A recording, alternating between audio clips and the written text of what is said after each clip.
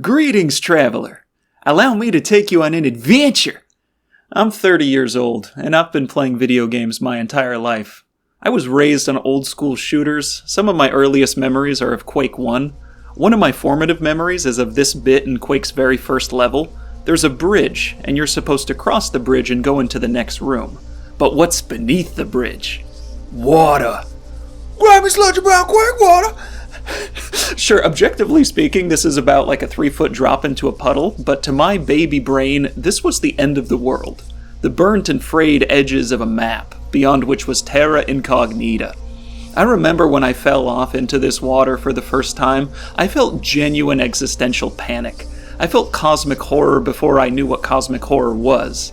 Like I had slipped from the terrestrial crust I was meant to wander into some chasm within space and time, a crack that led not to another world, but a world between worlds, a place where neither God and the angels nor the devil and the demons could see me, and things far stranger which ought not to exist now could. It was the utter antithesis of destiny, a place where I could only perish, where my body would never be found, and where my soul would be unable to find its way to any conventional afterlife. It's this, you know, it's not where you're supposed to go. It's beneath, it's below, the swamp, the pitfall, the chasm beneath the bridge. It's an icon to me, a harrowing landmark at the base of where my memories begin. The suchness of the thing constitutes holy ground. It's this, you know, you jump down into the muck, and there's a tunnel, and the tunnel has treasure. Down into the grime lies treasure. Oh, to be a child. That child continued, chasing that high, enjoying the arms race of video game technology throughout the 2000s. Quake 2, Quake 3, UT, Doom 3, Half-Life 2, Worlds. We were given worlds, my friends. These graphics, do you remember being 9 in 2004 and seeing this shit for the first time? How about 2007 when Crysis came along? God, I rotated bushes in Crysis's sandbox editor for years. I spent years of my life rotating bushes. Rage. Rage was good. Everybody dunked on it then, and dunks even harder on it now, but I actually really liked it for the time. I think I played it about like a dozen times when I was a teenager.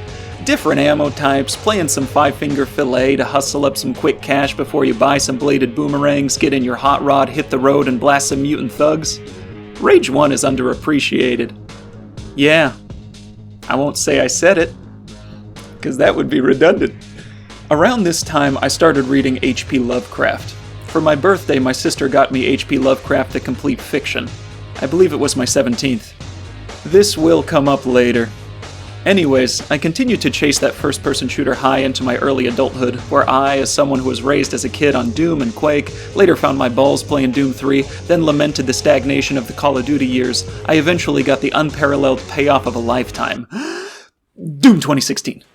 From my POV up until this point, video games were an inexorable march forward of technology and game design philosophies. After something like Doom 2016, where do you go?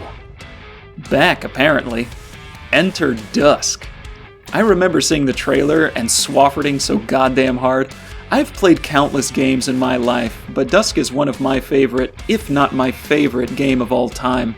It's seared into my brain and my heart like very few things are, because here's the thing, guys, I didn't know you could do that. Like, I didn't know human beings were allowed to make a throwback shooter like that. It was a kind of failure of imagination on my part, which was punished in the most glorious and rapturous way.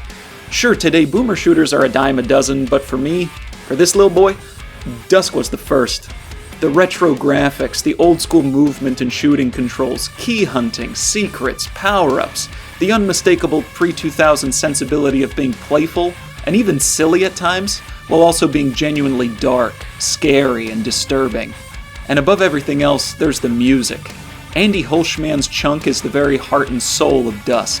For old school shooters, the music is the spiritual workhorse of the experience. It's what creates the vibe, the atmosphere. And in lieu of dialogue, cutscenes, or lengthy exposition, it's what communicates the emotional beats of the game.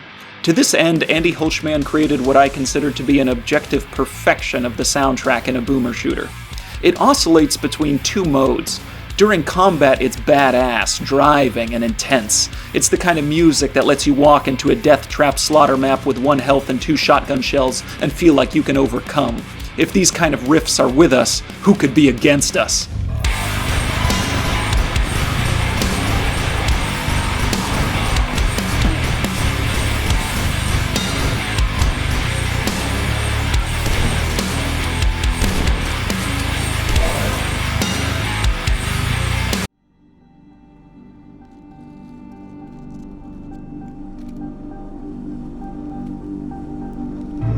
But just as important is the other mode. When you're not in combat, DUSK's ambient music is often melancholic, forlorn. It's not angry or oppressive, but some combination of unsettling and sad. It makes you reflective, philosophical, makes you wonder just what you're doing here in this town, blasting these cultists, what's around the next bend, and what's ultimately lying at the heart of it all.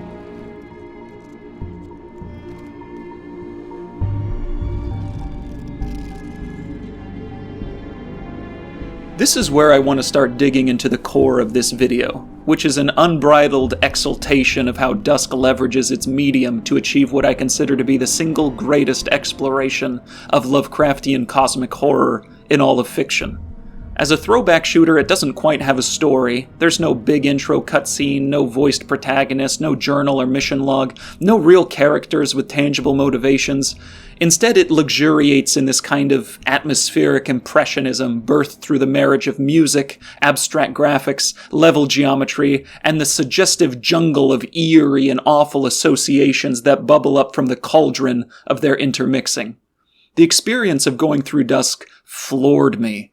Within the inventory of my brain, it doesn't exist as a memory on a shelf like so many other games I played do. It's more like a harrowing spirit journey that I went through.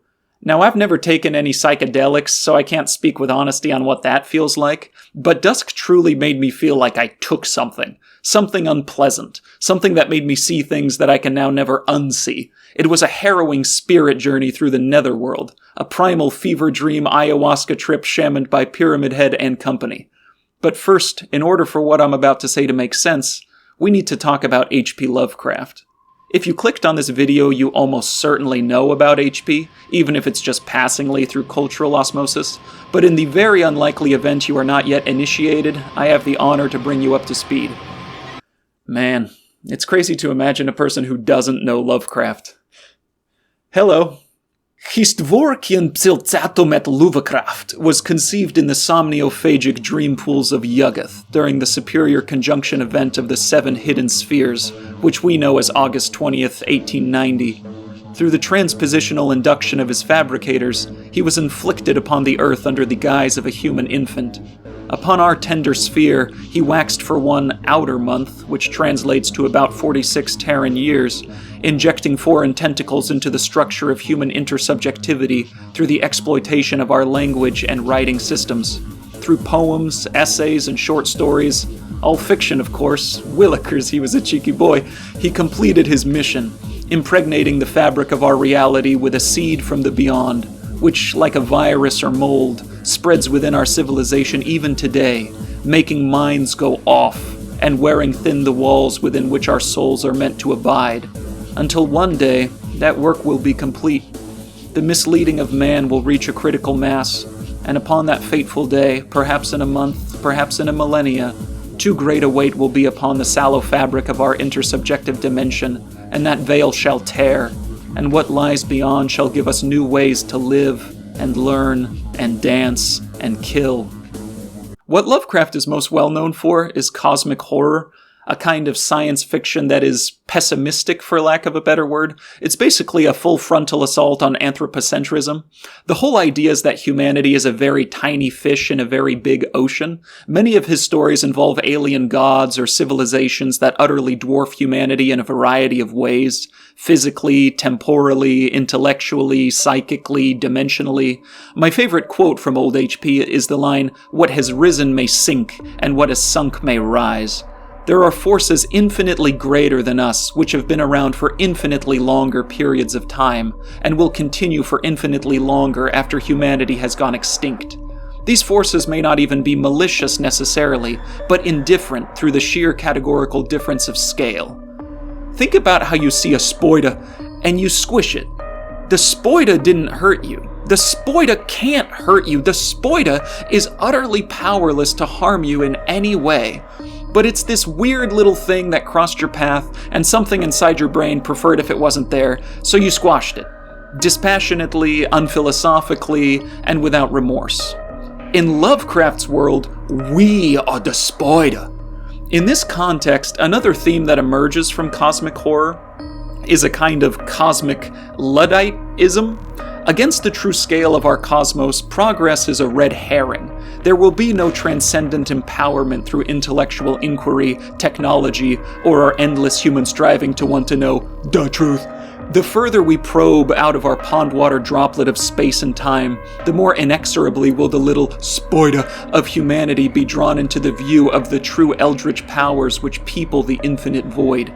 Our only true defense is our ignorance, to stay safely within the confines of our animal nature, not go getting too curious, and hope we don't get discovered, or at least are deemed wholly uninteresting by what's really out there. Now, in a lot of Lovecraft stories, there's a trend that I noticed. Usually the human force which endangers this ignorance, the individual or group that threatens to pierce the veil between the terrestrial and the cosmic, and therefore imperil all we know and all we are, is a fringe force, right? The point of infection where reality gets contaminated with the horrors of the beyond is usually peripheral to humanity itself. It's rural, it's remote, it's discreet, it's some backward or isolated fringe appendage of humanity which stumbles upon the eldritch truth. Here are some examples. In The Shadow over Innsmouth, it's a backward and isolated fishing village. In the Dunwich Horror, it's a family of backwoods weirdos living on a creepy farm. In The Color Out of Space, it's a rural homestead. In The Haunter of the Dark, it's an abandoned church. In The Call of Cthulhu, it's a backwoods cult. Even in stories that have more civilizational implications, like At the Mountains of Madness or The Shadow Out of Time, the point of contact between humanity and the eldritch forces are limited to individuals that are largely removed from society. Dusk's first episode fits this structure perfectly.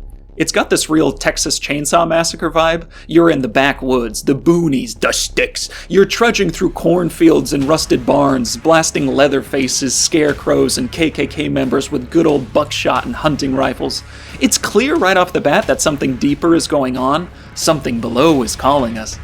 It's driving the people insane. It's driving the animals insane. It's breathing twisted life into the inanimate, turning them into shambling mistakes that view your organic existence as a stark provocation. At this point, I thought I had a pretty good sense of where this was going. Small town folk delved too greedily and too deep. There was probably going to be some rogue pastor leading this cult. There's always a pastor. But then I got to episode 2. This is where Dusk got personal. This is where it showed me its fangs, split my sternum like a wishbone, and gorged on my heart. Okay, spoiler warning. I'm now going to go inski on Dusk's second half, which is where the game truly takes off. Seriously, if you haven't played Dusk, it's not too late to turn back. I'm begging you, if you've slept on this game until now, well, now's the time. If you love any of this stuff, video games, first-person shooters, rich atmospheres, metal music, or Lovecraftian horror, you owe it to yourself to play this game.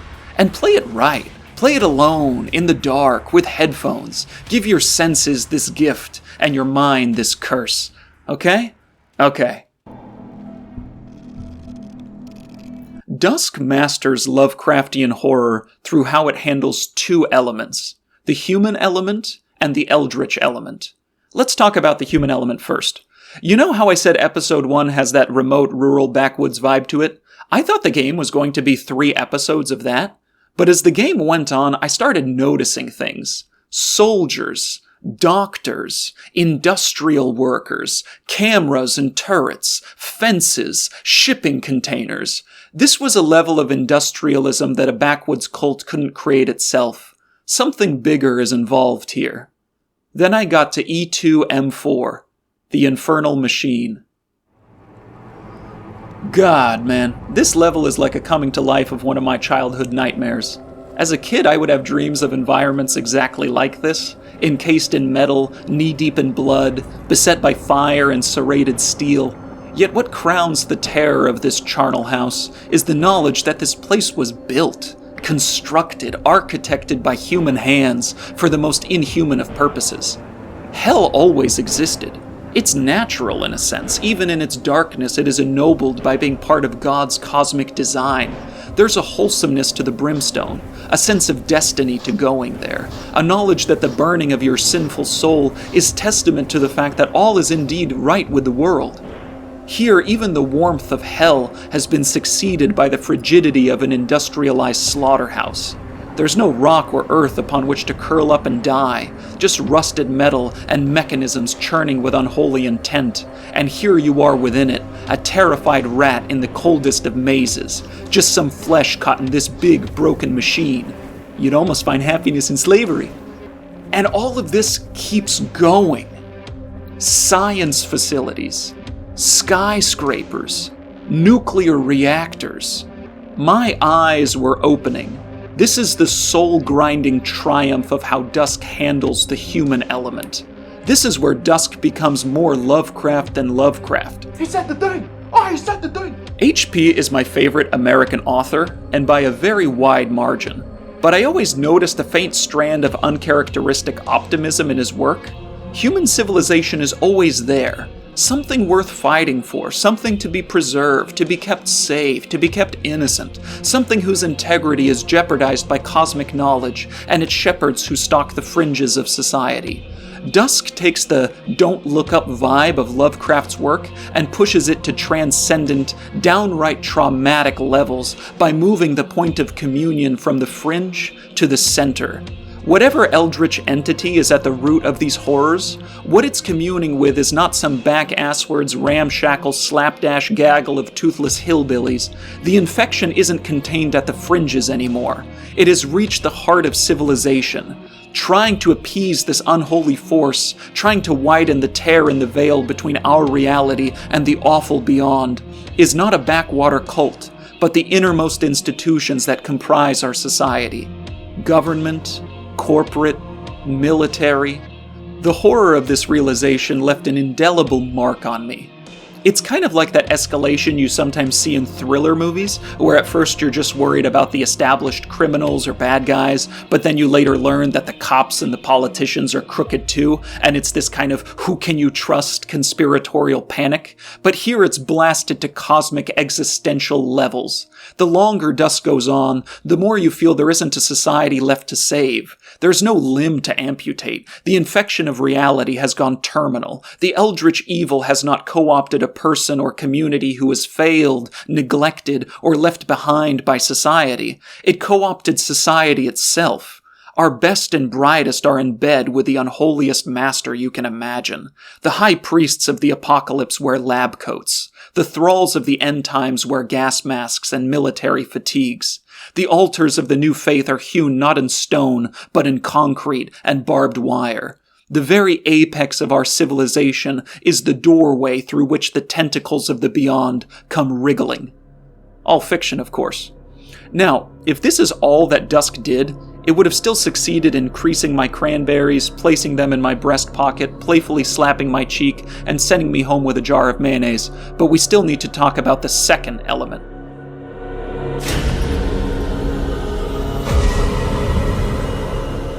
Okay, gang. Let's pause for a moment and put our thinky cappies on. How do you portray a Lovecraftian cosmic entity in fiction? Seriously, let's think about it. How do you go about it? If you have an eldritch being that is categorically vaster than humans, how do you portray contact with this being from a human perspective? Well, a few obvious approaches come to mind. There's physical scale, right? You could make the being physically huge. This definitely conveys a very tangible sense of threat, as size matters when it comes to any kind of physical competition, and it adds to that humanity as a spoida vibe that we were talking about earlier. If something is so much bigger than you that it can physically squash you like an insect, that definitely goes further to making you feel as disempowered as an insect. Similarly, there's age. If you make the being ancient, and you convey this ancientness through either stating it directly, or conveying it indirectly through ancient ruins, architecture, and so on, that creates a similar feeling of relative disempowerment.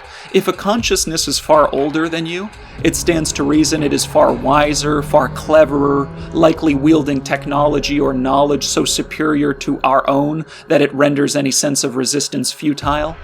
Another approach is sensory alienation. You can make the being very weird to behold, something that defies our senses and by extension our ability to describe, some tentacled mishmash of impossible anatomy and foul odors. That is a wonderful way to make the being feel alien, because our senses are evolved over millions of years of adaptation to a terrestrial environment, so when we see things that we've been exposed to over the course of our evolution, we can easily categorize them. We can say, that's a tree, that's a tiger, that's an anus, and so when we are confronted with something that our senses cannot easily square, it conveys on a primal level that this is something from beyond the sphere of terrestrial evolution, something alien. Now, many of Lovecraft's stories, and Dusk itself, leverage all of these approaches. But these approaches themselves do not fully realize the potential of encountering an eldritch being. These approaches by themselves are kind of sophomoric. It's kind of like a pop culture approach to Lovecraft. I think a good example of this is the cosmic realm from Doom the Dark Ages. Now, I love Doom the Dark Ages, and I love the cosmic realm within it. Like, I really love it, don't get me wrong. But the cosmic realm is superficially alien. Yeah, sure, there's monoliths of unspeakable ancientness, giant tentacle monsters, and water on the ceiling, but there's nothing that feels truly alien about it. It's like the Lovecraftian equivalent of the overeager spawn of a frozen yogurt buffet. A glazed heap of strawberry banana sweltering under a mountain of sprinkles and Swedish fish. It's colorful and sweet, and appropriate for modern Doom, but it utterly lacks the spiritual and existential teeth that Dusk bears so terrifyingly.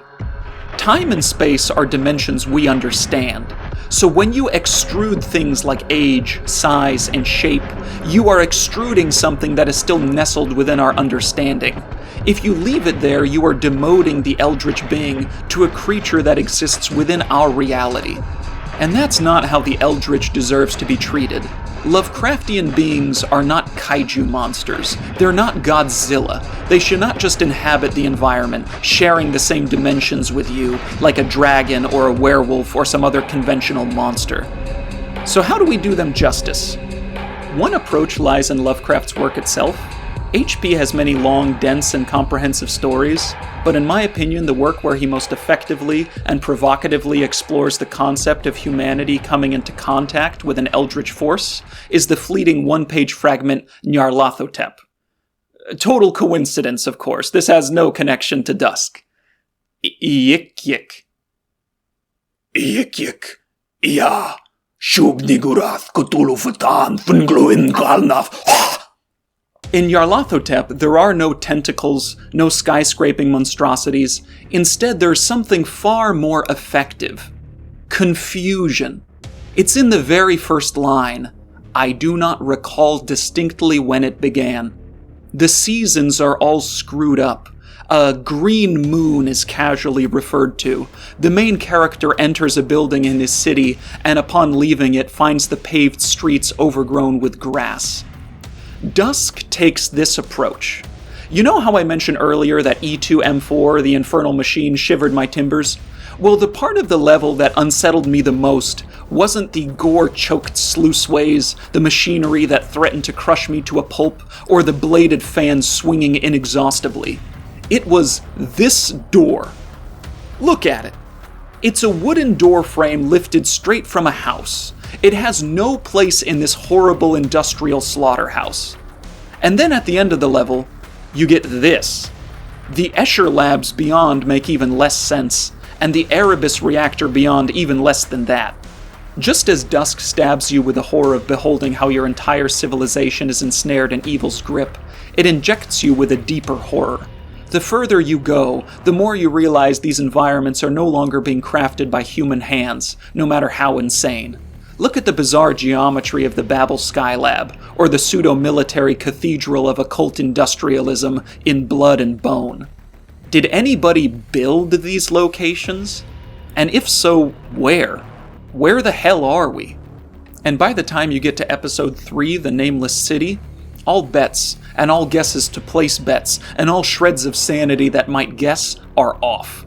It becomes exponentially deranged, collapsing into a mangled stew of past, present, memory, and madness. Tangibly speaking, Dusk follows a pretty linear path. You start in the foothills around the town, then enter the town, then enter military facilities beyond the town, then descend below to an ancient city. However, the further you go along this path, the more the tangibility of things is being chewed up and distorted.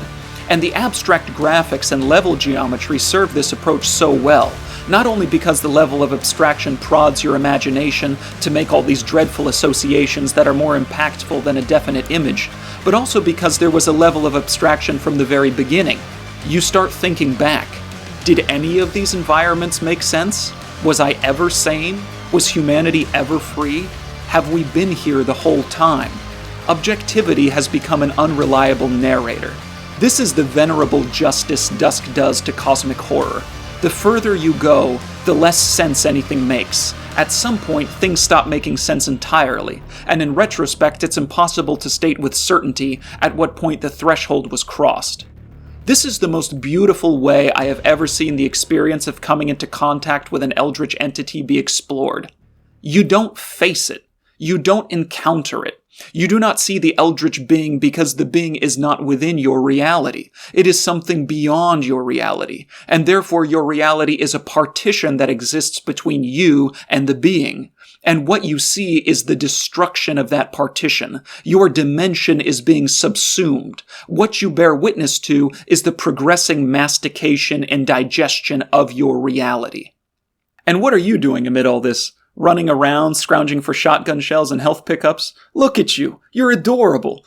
You're not a rat in a maze. You're graffiti of a rat scrawled on the wall of a maze that is being dreamed within someone else's mind. You are being undimensionalized. You are being sucked to the bottom of a vortex of concentric futilities. Are you going to get salvation? Are you going to get revenge? More so than any other game I've ever played, Dusk made me feel like I was fighting a truly evil force. A living nightmare. It's so precious to me that even now, neck-deep in spoilers, I don't want to talk about how exactly the game ends.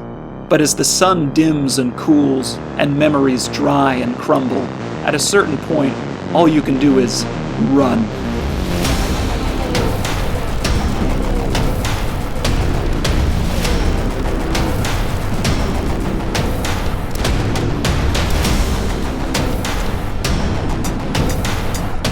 P.S.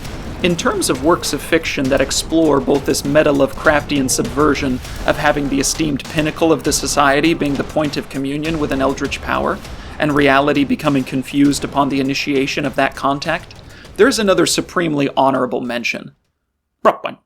The Healing Church and the State of the World in Brutbun explore precisely the same concept. Now, Brutbun is one of my favorite games of all time, but I'm not going to talk about it because there are already like 849 septillion videos about Brutbun on YouTube, and all of those videos are of a much higher quality than I could ever hope to make, so please go watch those instead.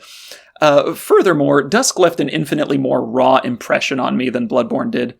This is 100% subjective. Maybe the rusty industrialism just triggered those primal Quake 1 memories in my head more than Bloodborne's gothic aesthetic. Or maybe the podunk feel of Dusk's first episode kind of reminded me of the small town where I live. And more broadly speaking, I definitely want to admit I'm not a very well-read person, so it's entirely possible that such elaborations on Lovecraft have been explored by other books, movies, and games. Regardless, it was Dusk that branded my soul with this concept. It was Dusk that baptized me in blood, rust, and madness. And it is Dusk that shall forever have my haunted loyalty. And if you've made it this far, thank you so much for watching. Truly, I mean it. Thank you. And if you're aware of any fiction, either game or book or movie that explores a similar territory, please let me know. I'd love to check it out. Now, give the video a thumbs down, don't subscribe, and don't go touching no bell. Psychology.